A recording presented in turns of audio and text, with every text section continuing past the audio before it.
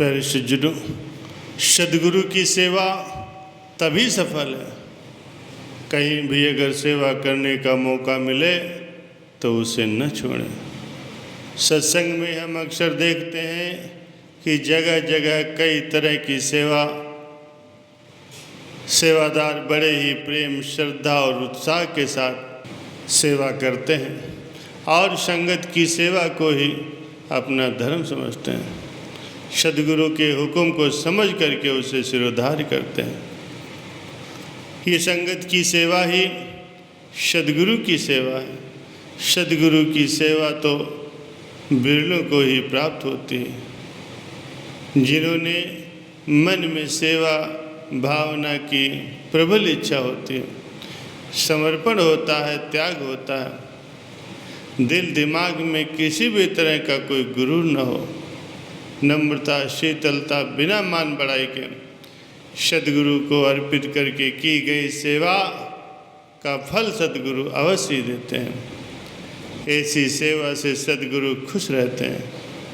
उनसे संबंधित हर एक चीज़ की उसकी संभाल, उसकी देखभाल सदगुरु स्वयं करते हैं। ये इतना ही सत्य है जैसे चांद और सूरज का प्रकट होना। हम भी सेवा कर सकते हैं। दिल में सेवा का निर्मल भाव रखें और जहाँ भी गुरु दरबार में सेवा चल रही हो, सत्संग में सेवा चल रही हो, तो हम भी उसमें जितना बन सके उतनी सेवा कर सकते हैं। और ये भाव मन में कभी ना आने दें कि हमारे पास सेवा के लिए पैसे नहीं हैं या समय नहीं है। आपको खुद महसूस होगा कि सदगुरु की सेवा में कितनी मिठास है, आत्मिक सुख है, श्रद्धा भक्ति है। जहाँ कहीं भी सेवा का मौका मिले तो तुरंत सेवा में जुट जाए। सदगुरु आपको निहाल कर देगा, क्योंकि सेवा से ही सदगुरु खुश होते हैं, प्रसन्न होते हैं। गुरबाणी में संत फरमाते हैं कि भई परापत मानुष देवरिया, गोविंद मिलन की इह तेरी बरिया, अवर काज तेरे कितै न काम, मिल साध संगत भज केवल नाम। जिस काम के लिए तुम्हें ये मनुष्य शरीर की प्राप्ति हुई है, वो काम क्या याद है? और पराये काम में आपने कितना दिल लगाया हुआ है। इंसान को ये ज्ञान ही नहीं है कि मैं अपना काम कर रहा हूँ, ये पराया कर रहा हूँ। अपना काम वही है जो साथ जाए।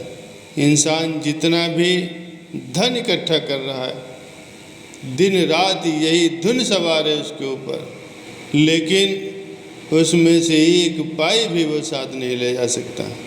इसका किया गया सारा परिश्रम, सारी कमाई, सारा धन उसका किस काम का है? संत महापुरुषों की घड़ी या 2 घड़ी की अगर संगत कर लेता है तो वो सरमाया उसके साथ जाता है। सतपुरुष फरमाते हैं कि कबीर संगत साध की, साहिब आवे याद, लेके मैं सोई घड़ी, बाकी दिन बर्बाद। साथ न चाले बिन भजन, बिखिया सगली छार, हरि हरि नाम कमावना, नानक इह धन सार। जिस समय जीव महापुरुषों की संगत में आ जाता है, उस समय उसको प्रभु की याद आती है।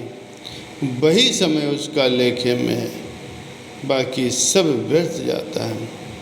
क्योंकि महापुरुषों की संगत में इंसान जो भी धन इकट्ठा करता है वही सार धन है, वही साथ जाने वाला है। शेष सब कुछ वसार है और यही छूट जाने वाला है। महापुरुषों की संगत से ही जीव को असली जिंदगी मिलती है। शेष जीवन तो मृत्यु के समान है। जीवित मनुष्य जो काम करे उसे वो याद रखेगा और उससे कहा भी जा सकता है कि ये काम तेरा अपना है, लेकिन मुर्दे से कौन कहेगा कि ये तेरा अपना काम है। न वो सुन सकता है न वो बोल सकता है। इसी प्रकार दुनिया के सब काम नश्वर हैं, इसलिए मूर्धनी है। यदि इंसान मालिक की याद से भूला हुआ है तो वो 100 मौतों के बराबर है। जिंदगी उस इंसान की है जो कि महापुरुषों की संगत में रह करके मालिक की याद में रहता है। इसी से विदित होता है कि मालिक के नाम में ही जीवन है। यदि जीवन में जीव ने अपना काम नहीं किया तो समझ लो उसने कुछ नहीं किया। बाकी 84 लाख योनियों का बोझ उसके सिर पर और चढ़ गया। बड़े भाग्यों से ये अवसर उसे प्राप्त हुआ था, लेकिन अज्ञानता में पड़ करके मन और माया के धोखे में आकर के उसने अपना दुर्भाग्य बना लिया। जिस 84 से निकल करके वो मनुष्य देह में आया था, फिर वही 84 उसके आगे आकर के खड़ी हो गई। लख 84 भ्रमतिया दुर्लभ जन्म पायो, नानक नाम संभाल तू सो दिन नेड़ आयो। जिस 84 में भटक भटक कर बड़ी कठिनाई से मालिक की असीम कृपा से ये मनुष्य जन्म मिला था, यदि मालिक का भजन सिमरण नहीं किया तो वो दिन दूर नहीं है कि तुझे फिर से 84 में जाना पड़े। इसीलिए महापुरुष जीव को अपना काम जतलाते हैं, भलाई और लाभ की बातों से समझाते हैं कि मालिक का तुम सुमिरन ध्यान कर लो, इसी में ही तुम्हारा कल्याण है और तुम्हारा लोक परलोक संवर जाएगा।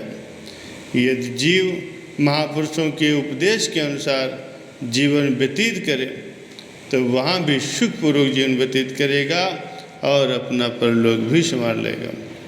इसलिए प्रत्येक गुरुमुख का यह परम धर्म हो जाता है कि जिस काम के लिए कुदरत ने ऐसी अनमोल दाद प्रदान की है उसको उसी में लगाए, न कि दूसरे कामों में बर्बाद कर। दुनिया के काम तो बेशक करो, लेकिन उसमें अपने दिल को नहीं बसाना है।